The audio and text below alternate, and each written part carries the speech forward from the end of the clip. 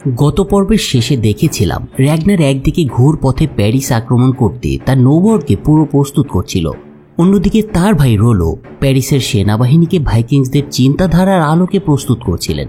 রোলো জানত র্যাগনার হাল ছেড়ে দেওয়ার মতো মানুষ নয়, তাই সেই লক্ষ্যে রোলো স্থলভাগের সাথে সাথে প্যারিসের নৌবাহিনীকেও প্রশিক্ষিত করে তুলেছিলেন। আর বলাই বাহুল্য আসন্ন যুদ্ধটা হতে চলেছিল দুই ভাইয়ের মধ্যে এখন পর্যন্ত অনুষ্ঠিত সবচেয়ে বড় একটা নৌযুদ্ধ।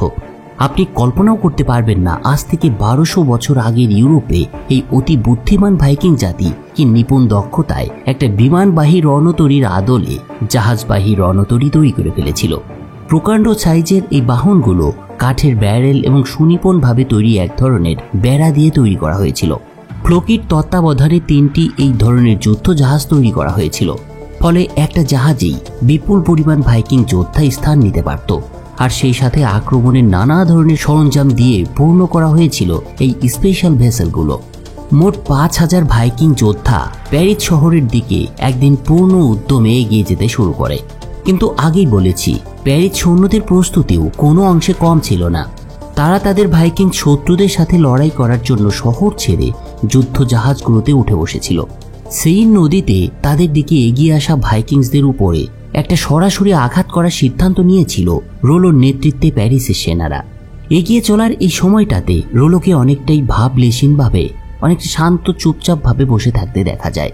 কিন্তু তার পেছনে 5000 প্যারিসিয়ান মেরিনকে যথেষ্ট সুপ্রশিক্ষিত বলেই মনে হচ্ছিল। এরপর দুটো বাহিনী যখন প্রায় কাছাকাছি এসে পৌঁছেছে, তখন প্যারিসের এই প্রস্তুতি দেখে র্যাগনার কল্পনাও করেনি রোলো এত অল্প সময়ের মধ্যে এত বড় সেনাবাহিনীকে সুপ্রশিক্ষিত করে তুলবে। কিন্তু এটা বলাই মনে হয় যুক্তিসঙ্গত যে ততক্ষণে তীর থেকে ধনুকটা ঠিক বেরিয়ে গিয়েছিল, তাই র্যাগনারের পিছনে ফিরে তাকানোর কোনো সুযোগ ছিল না। উভয় পক্ষই কিছুক্ষণের মধ্যে যুদ্ধের মোড়ে প্রবেশ করে।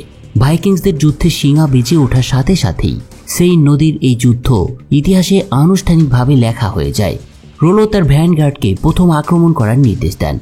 জাহাজগুলো ধীরে ধীরে কাছে আসার সাথে সাথে ভাইকিংসরা তাদের তীরের মাথায় আগুন জ্বালানো রকেটগুলো ছুটতে শুরু করে প্যারিসের জাহাজগুলোর দিকে।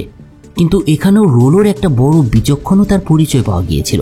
প্যারিসের সৈন্যরা যে ঢাল ব্যবহার করছিল সেগুলো ছিল লোহা দিয়ে তৈরি, আর তাদের যুদ্ধ জাহাজগুলোও ছিল এই লোহার তৈরি। ফলে এই ভাইকিংস রকেটগুলো তাদের খুব বড় ধরনের কোনো ক্ষতি করতে পারেনি, বরং তারা এগুলো প্রতিহত করে পূর্ণ উদ্যমেই সামনের শত্রুর দিকে ছুটে চলছিল। এর কিছুক্ষণের মধ্যেই উভয় পক্ষ একে অপরের সাথে লড়াইয়ে লিপ্ত হয়। বিমানবাহী রণতরীর মতো জাহাজবাহী রণতরী ব্যবহারের যে সুবিধা সেটা ক্রমেই প্রকাশ পাচ্ছিল। প্যারিসের জাহাজগুলো যখন ভাইকিংসদের রণতরীর কাছে আসতে শুরু করে, তখন তারা উপর থেকে সেই জাহাজে থাকা প্যারিসিয়ানদের আক্রমণ করে। উচ্চতা সুবিধা থাকায় কিছুক্ষণের মধ্যেই অনেক প্যারিসের সেনা মারা যায়। এর কিছুক্ষণ পর প্যারিসীয়দের আরেকটা গ্রুপ জাহাজে ওঠার চেষ্টা করে, কিন্তু এক্ষেত্রে প্রাথমিক কিছু সফলতা তারা পেলেও পাটাতনে ওঠার পর হিংস্র ভাইকিংসদের তলোয়ার বিদ্ধ হতে থাকে তাদের উপর।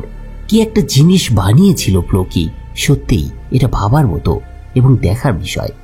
ভাইকিংসরা রণতরীতে ওঠা সকল প্যারিসীয় সৈন্যকে ঘিরে ফেলে কচুকাটা করতে থাকে, আর অবস্থা বেগতিক দেখে কিছুক্ষণের মধ্যেই প্যারিসীয়রা একের পর এক পিছু হটতে শুরু করে।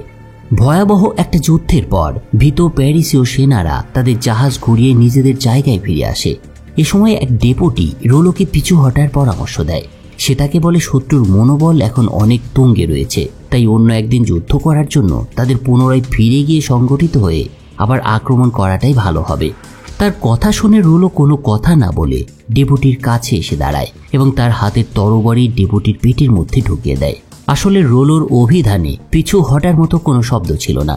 তার লক্ষ্য ছিল একটাই, হয় জয় না হয় মৃত্যু। আর এটাই ছিল রোলোর মতো সব ভাইকিংসদের যুদ্ধ জয়ের মূল চালিকা শক্তির উৎস। এরপর রোলো তার সেনাদের উদ্দেশ্যে একটা বক্তৃতা দেন। রোলোর বক্তৃতা প্যারিসের সৈন্যদের বুঝতে সাহায্য করেছিল পিছিয়ে যাওয়া হবে এই যুদ্ধের শেষ পরিণতি। ভাইকিংসদের পরাজিত করেই তাদের নিজের ভূমিতে ফিরতে হবে, তার আগে নয়। রোলোর এই বক্তৃতার পর বেঁচে থাকার তীব্র আকাঙ্ক্ষা প্যারিসের সেনাদের ভয়হীন করে তোলে এবং বিপরীত দিক থেকে তারা আক্রমণ করতে শুরু করে। এদিকে শত্রুকে আবার এগিয়ে আসতে দেখে এবং তাদের হত্যা করতে দেখে র্যাগনার তার কাছে থাকা আফিমের শেষ পুটুলিটাও খেয়ে নেন। এই মুহূর্তটির জন্য র্যাগনার আসলে অনেকক্ষণ ধরে অপেক্ষা করছিল। তার মনে একটাই ভাবনা জল করছিল, যদি তারা এই যুদ্ধটা হেরেও যায় তবু যে কোনো মূল্যে রোলোকে তাকে খুন করতেই হবে। রোলো তার পুরো জাতির সাথে বিশ্বাসঘাতকতা করেছে, তাই অবশ্যই মরতে হবে তাকে। এর কিছুক্ষণের মধ্যেই প্যারিসের জাহাজগুলো ভাইকিংস রণতরীকে ধাক্কা দিতে শুরু করেছিল। যদিও এই বাহনটি বিপুল সংখ্যক যোদ্ধাকে ধারণ করতে পারত, কিন্তু পূর্ণ গতিতে এগিয়ে আসা প্যারিসের লোহার জাহাজগুলো কাঠের রণতরীটিকে কাঁপিয়ে দেয়। আর বলাই বাহুল্য এই কারণে ভাইকিংসরা তাদের ভারসাম্য হারিয়ে ফেলে। এই সুযোগে প্যারিসের সৈন্যদের প্রায় সকলেই রণতরীর প্ল্যাটফর্মে উঠে আসে। আর বলাই বাহুল্য তারপরে শুরু হয় উভয় পক্ষের মধ্যে ভয়ঙ্কর একটা লড়াই। শুধুমাত্র র্যাগনার নিজেকে এই লড়াই থেকে বিরত রেখে বিপরীত দিকে অবস্থান করা রোলোর দিকে তাকিয়েছিল। রোলোকে দেখে রাগেই তার চোখ বড় বড় হয়ে যায়, কিন্তু রোলোর কাছে তখন এমন কিছু একটা ছিল যেটা সে তার প্রাণ দিয়েও রক্ষা করতে চেয়েছিল। তার স্ত্রী, ক্ষমতা এবং গৌরবের জন্য রোলো সবকিছুর সাথেই বিশ্বাসঘাতকতা করতে পারত। রোলো সবসময়ই তার ভাইয়ের ছায়া হয়ে থেকেছে, কিন্তু সে তার ভাইয়ের কাছ থেকে আরও বেশি মর্যাদা পাওয়ার মতো একজন মানুষ ছিল। কিন্তু দুর্ভাগ্যবশত র্যাগনার বা ভাইকিংসরা তাকে সেটা দেয়নি। তাই অনেকটা বাধ্য হয়ে রোলো বেছে নিয়েছিল প্যারিসকে। এক্ষেত্রে তার নিজের লোকজন এবং বড় ভাই সহ সকলকেই ত্যাগ করেছিল রোলো। যা হোক, যোদ্ধারা একে অপরের সাথে যুদ্ধে যখন লিপ্ত, তখন রোলো এবং র্যাগনার নিজেদের মধ্যে যুদ্ধে জড়িয়ে পড়ে। তারা একই সাথে একে অপরের দিকে ছুটে যায়। ভাতৃদ্বয়ের হাতের দুটো তরবারির ঝনঝনানি যেন এটাই বলতে থাকে, আজকের এই যুদ্ধে শুধুমাত্র একজনই বেঁচে থাকতে পারবে। তবে রোলো বীর যোদ্ধা হলেও র্যাগনার ছিল তার জাতির সেরা যোদ্ধা। কিছুদিন আগেও যদি এই যুদ্ধ হতো, তবে নিঃসন্দেহে এটা বলাই যায় র্যাগনার খুব সহজেই জয়লাভ করত রোলোর বিরুদ্ধে। কিন্তু আফিম খাওয়ার পর থেকে র্যাগনারের শারীরিক অবস্থা ক্রমেই অবনতি হচ্ছিল। তো লড়াইয়ের এক পর্যায়ে তারা একে অপরকে কিল ঘুষি মারতে শুরু করে। সেই সাথে এটাও স্পষ্ট হচ্ছিল র্যাগনারের অবস্থা আরো খারাপের দিকে যাচ্ছে। র্যাগনারের এই পরিস্থিতি দেখে দূর থেকে ল্যাগারটা ছুটে আসে তার দিকে, কিন্তু সেই মুহূর্তে তার একটু অসাবধানতার কারণে এক প্যারিসীয় সৈন্য তার দিকে তলোয়ার চালায়, ফলে আহত হয়ে পড়ে লেগার্থা। কিন্তু বিয়র্ন তার মায়ের এই অবস্থা দেখতে পায় এবং সময় মতো তার কাছে ছুটে এসে লেগার্থার জীবন বাঁচায়। একই সময় র্যাগনারও এটা খেয়াল করে, তাই সে বিয়র্নকে নির্দেশ দেয় লেগার্থাকে একটা জাহাজে তুলে দিতে। একই সাথে র্যাগনার লক্ষ্য করেছিল তার রণতরীর প্রায় পুরো ডেকে প্যারিসিয়ান সৈন্যরা অবস্থান নিয়েছে। আর বলাই বাহুল্য, যুদ্ধটা তারা জিতে গিয়েছিল। উভয় পক্ষ সংখ্যায় একই রকম হলেও বেঁচে থাকার জন্য অতি শক্তিশালী ইচ্ছা সম্পন্ন প্যারিসিয়ান সৈন্যরা তাদের এক্সট্রিম লেভেলের যুদ্ধ পারদর্শিতা প্রদর্শন করেছিল সেদিন, এবং তারা যে ভাইকিংসদের ধরেছিল তাদেরকে বিনা দ্বিধায় খুন করছিল। পরিস্থিতি বিপর্যস্ত দেখে র্যাগনার তৎক্ষণাৎ রণতরীর সাথে যুক্ত জাহাজগুলোর দড়ি কেটে ফেলার নির্দেশ দেন, যাতে সবাই জাহাজ ছেড়ে পালিয়ে যেতে পারে। এরপর সে একটা কোরাল তুলে নেয় এবং রোলোর সাথে জীবন মৃত্যুর একটা মীমাংসা লড়াইয়ের জন্য প্রস্তুত হয়। কিন্তু যখন সে রোলোর দিকে ছুটে যেতে শুরু করেছিল, তখন দুজন র্যাগনারকে ধরে ফেলে এবং তাকেও তাদের জাহাজে তুলে নেয়। ভাইকিংসদের এই প্রস্থানের সাথে সাথে সেইন নদীর যুদ্ধ আবারও প্যারিসীয়দের জয়ের সাথে সাথে শেষ হয়। তবে এই যুদ্ধে রোলো ভীষণ আহত হয়ে পড়েছিল। সেদিন এর কিছুক্ষণ পর গুরুতর আহত রোলোকে প্যারিস শহরে নিয়ে আসা হয়। সাধারণ প্যারিসবাসী সেদিন রাস্তায় তাকে বীরের মতো স্বাগত জানায়। রাজকুমারী গিসলা এগিয়ে এসে রোলোকে জড়িয়ে ধরে চুম্বন করে। এই মুহূর্তে তার আচরণ দেখে মনে হচ্ছিল সে সত্যিই এখন হৃদয়ের গভীর থেকে রোলোকে গ্রহণ করেছে। ওদিকে রাজা চার্লসও রোলোর মাথায় লরেল পরিয়ে দিয়েছিলেন এবং তাকে ওডোর জায়গায় 3 বাহিনীর কমান্ডার হিসেবে নতুন জেনারেল ঘোষণা করেছিলেন। আহত রোলো তার তরবারি বের করে ফরাসি ভাষায় ঈশ্বরকে ধন্যবাদ জানায়। রোলোর এই অবস্থান থেকে এটা বোঝা যাচ্ছিল রোলো ভাইকিংস দেবতাদের ত্যাগ করেননি, বরং ফ্রান্সের দেবতাদের বিশ্বাস করতে শুরু করেছিলেন তিনি। ওদিকে রোলোকে বীরের মতো সম্মান দেয়া হলেও এর বিপরীত চিত্র ছিল ভাইকিংস শিবিরে। ভাইকিংসরা শোচনীয়ভাবে পরাজয়ের মুখোমুখি হয়েছিল, তাই তাদের নিজের ভূমিতে পালিয়ে আসা ছাড়া অন্য কোনো অপশন হাতে ছিল না। এই মহাযুদ্ধে ল্যাগার্থার আঘাতের কারণে আবারও গর্ভপাত হয়। এরপর বেশ কিছুদিনের যাত্রা শেষ করে ভাইকিংসরা ফিরে যায় কাট্টেঘাটে, কিন্তু র্যাগনার ল্যাডব্রোক সেখানে না ফিরে গিয়ে অনেকটা আত্মগোপনে চলে গিয়েছিলেন। আর এভাবেই বেশ কয়েকটা বছর কেটে যায় এবং একদিন দেখা যায় রাজা র্যাগনার, যে বেশ কয়েক বছর ধরে অনেকটা নিখোঁজের মতো কাটিয়েছিল, সে আবার তার রাজ্যে ফিরে আসে। কাট্টেঘাট প্রণালী এতদিনে একটা ছোট্ট দরিদ্র জেলে গ্রাম থেকে সমৃদ্ধ একটা বাণিজ্য কেন্দ্রে পরিণত হয়েছিল। র্যাগনারের এবারের প্রত্যাবর্তনে কেউ তার জন্য ফুলের ডালা নিয়ে স্বাগত জানানোর জন্য অপেক্ষা করছিল না। জনগণের চোখে তার প্রতি অশ্রদ্ধা, ঘৃণা এবং অবজ্ঞা দেখা যাচ্ছিল।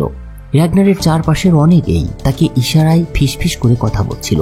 এই মানুষগুলোর মধ্যে এমনকি র্যাগনারের কয়েকজন ছেলেও ছিল যারা এতদিনে প্রাপ্তবয়স্ক হয়ে উঠেছিল। তারা আর সেই ছোট্ট ছেলেটি ছিল না। র্যাগনার তার নিজের ছেলেদের শীতল চাহনি এবং তাদের হাতে তরবারি দেখে তাদের উদ্দেশ্য বুঝতে পেরেছিল। ভাইকিং উপজাতিতে একটা নিয়ম প্রচলিত ছিল, কেউ যদি পূর্ববর্তী রাজাকে হত্যা করতে পারত সে সিংহাসনে বসতে পারত এবং একমাত্র শাসক হতে পারত সে। র্যাগনার নিজের ছেলেদের এই আচরণ দেখে সেদিন ভীষণ কষ্ট পেয়েছিলেন। সে বুঝতে পারছিল না কি অন্যায়টা সে করেছে, যার কারণে তার সমস্ত প্রজারা তাকে ঘৃণা করছে, এমনকি তার নিজের ছেলেরাও তার বিরুদ্ধে তরবারি তুলেছে। আসলে কোনো কারণ সে সেদিন খুঁজে বের করতে পারেনি।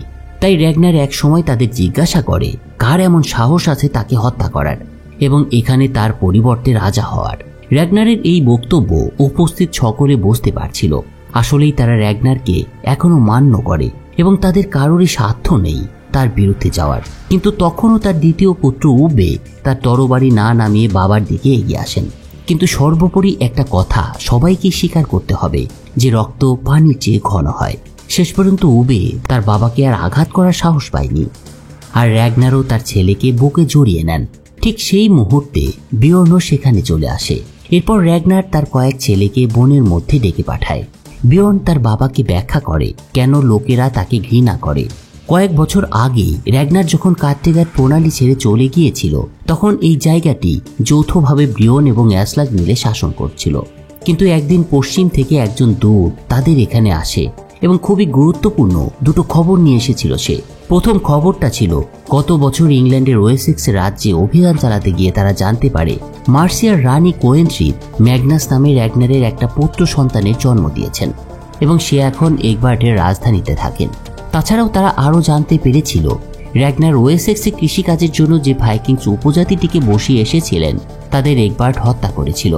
র্যাগনারকে সতর্ক করার জন্য এগবার্ট র্যাগনারের কাছে একটা বার্তা পৌঁছে দেওয়ার জন্য বিশেষভাবে একজন জীবিতকে পাঠিয়েছিলেন। আর এটা কে ছিল সেটা আমরা দ্বিতীয় সিজনে কিন্তু দেখতে পেয়েছিলাম। মানে সেই বৃদ্ধ লোকটার কথা আপনাদের কি মনে আছে যে সেই ম্যাসাকারের পরে র্যাগনারকে এসে বলেছিল সেটার কথা, কিন্তু র্যাগনার সেটার গুরুত্ব দেননি। সে তখন তার প্যারিস অভিযানের স্বপ্নে বিভোর ছিলেন। তবে র্যাগনার এই বিষয়টি সম্পর্কে নিশ্চিতভাবেই জানতে পেরেছিলেন। আসলে প্যারিস জয়ের স্বপ্ন তাকে পাগল করে তুলেছিল, বিধায় সে আর ওয়েসেক্সে সে হত্যার প্রতিশোধ দিতে যায়নি। মূলত এই দুটো কারণ এই কাট্টেঘাটের মানুষের মধ্যে একেবারে গেড়ে বসেছিল যে র্যাগনার একজন কাপুরুষ রাজা। সে তার নিজের জাতির বিপদেও তার পাশে না গিয়ে নতুন একটা ভূমি দখলে নেওয়ার জন্য সেখানে রওনা হয়েছিলেন। প্যারিস জয়ের ব্যর্থতার কারণেই মানুষ র্যাগনারের প্রতি শুধু ঘৃণা দেখিয়েছিল না, বরং ইংল্যান্ডের বসতি ধ্বংস হওয়ার ঘটনাটিও র্যাগনার যে গোপন করেছিলেন সেটা তারা জেনে গিয়েছিল। আর এসব জানার পরেও কেন র্যাগনার ব্যবস্থা নেননি, মূলত সে কারণেই তারা র্যাগনারকে ঘৃণা করত। তবে প্যারিসের ব্যর্থতার পরে তাদের কার্টেগার প্রণালীতে ফিরে যেতে বলে র্যাগনার কোথাও চলে গিয়েছিলেন, কিন্তু বিয়ন ঠিক বুঝতে পারছিলেন না কেন র্যাগনার আবারও ফিরে আসলো। এই পুরো বিষয়গুলো বলার পরে বিয়ন তার কাছে জানতে চায় কেন র্যাগনার এখানে ফিরে আসলো। তখন র্যাগনার শুধু একটা কথাই তার ছেলেদের বলে, সে তাদেরকে মিস করছিল, তাই সে আবারও তাদের সাথে দেখা করতে ফিরে এসেছিল কার্টেঘাটে। ছেলেদের সাথে আলোচনায় র্যাগনার বলেছিল তারা প্রতিশোধ নেওয়ার জন্য ইংল্যান্ডে তার সাথে যোগ দিক। কিন্তু এরপর র্যাগনার একটা কথা তাদের বলে, সে তাদের বলেছিল এবার তার ইংল্যান্ডে ফিরে যাওয়া উচিত এবং ওয়েসেক্সের হত্যাকাণ্ডের প্রতিশোধ নেওয়া উচিত। ছেলেদের সাথে সেদিনের আলোচনায় র্যাগনার তাদের বলেছিল তারা প্রতিশোধ নেওয়ার জন্য ইংল্যান্ডে তারা তার সাথে যেন যোগ দেয়। কিন্তু বিয়ন একটা ইঙ্গিত দিয়েছিল আসলে তার ইংল্যান্ডের প্রতি কোনো আগ্রহই ছিল না এখন। উপরন্তু এ সময় সে ভূমধ্য সাগরের একটা মানচিত্র বের করে নিয়ে আসে। প্যারিস আক্রমণের সময় এটি পাওয়া গিয়েছিল। এই মানচিত্রের মূল বিষয় ছিল রোমান সাম্রাজ্য এবং সেটার বিষয়েই ভাবছিল বিয়র্ন। বিয়র্নের মনোভাব বুঝতে পেরে র্যাগনার তার চতুর্থ পুত্র সিগার্ড স্নেক ইন দ্য আই এবং উবেকে জিজ্ঞাসা করেন কেন তারা একসাথে যাননি। উবে তাকে বলে কার্টেঘাট প্রণালী এখন একটা বাণিজ্য কেন্দ্র, অনেকেই এই জায়গাটিকে আক্রমণ করতে পারে, তাই তাকে এবং সিগার্ডকে তাদের মাকে রক্ষা করার জন্য বাড়িতে থাকতে হবে। র্যাগনারের ছোট ছেলে আইভার দ্য বোনলেস জন্মগতভাবেই প্রতিবন্ধী ছিল, তাই র্যাগনার তার সব ছেলেদের সাথে আলোচনা করা সত্ত্বেও তার এই ছোট ছেলে আইভার বোনলেসের সাথে কোনো আলোচনা করেননি এবং তার মতামতও জানতে চায়নি। সেদিন বাবার সাথে আলাপ আলোচনার পর বিয়র্ন দ্য সিয়ারের সাথে দেখা করে। দ্য সিয়ার বিয়র্নকে বলেছিল যে র্যাগনারের প্রত্যাবর্তন তাদের গৌরব হারিয়ে যাওয়া ছাড়াও শুধু অন্তহীন মৃত্যু এবং যুদ্ধই ডেকে আনবে তাদের জন্য। কিন্তু দাৎসিয়ার এটা বলেননি এইসব যুদ্ধে কে মারা যাবে। অন্যদিকে র্যাগনার তারপরে ফ্লোকির সাথে গিয়ে দেখা করে। সে আশা করেছিল অন্তত ফ্লোকি হয়তো তার সাথে ইংল্যান্ডে যেতে রাজি হবে, কিন্তু ফ্লোকিও তাকে হতাশ করে, কারণ সে ইতিমধ্যে বিয়র্নের সাথে একমত পোষণ করেছিলেন। সার্বিক অবস্থা দেখে র্যাগনারের এই বাস্তবতা মেনে নেওয়া ছাড়া কোনো উপায় ছিল না। সেদিন অস্তগামী সূর্যের নিচে দাঁড়িয়ে র্যাগনার তার হৃদয় থেকে এই পুরনো বন্ধুর কাছে সবকিছু খুলে বলে। সেদিন র্যাগনার ফ্লোকিকে এটাও বলে তার মনে হচ্ছে যদি এবার তারা একসাথে না যায় তাহলে তাদের আর হয়তো কখনো দেখা হওয়ার সুযোগ হবে না।